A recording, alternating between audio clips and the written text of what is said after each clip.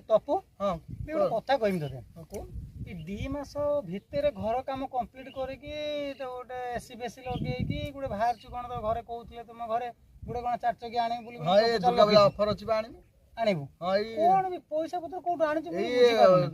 दशहरा दिन भाभी आनिबी आमे एते पैसा इनकम कर हम अंटू नहीं तो मुझे बुझी पाने तू कोठु कोन पैसा आनु तू जानिनु कि मैं नुआ गोटे काम आरंभ करछि वर्ष खंड होला की काम ए जमी दलाली करछि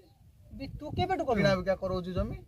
तू केबेटु करलुनी ए वर्ष को पर हे गेलानी तुमु के आमु कोन गां रे कहउछि ना कहला माने तमे इच्छा करियो भी जमी दलर एते पैसा ना लाभ ना पैसा माने तू जानिनु गुटे जमी ठीक कर दउछि 20 लाख 30 लाख सेठी मु कोन ए एरिया रे करछि ना आउ ए मु सब टाउन ले भद्रक से सब बाहर जगह भुवनेश्वर तू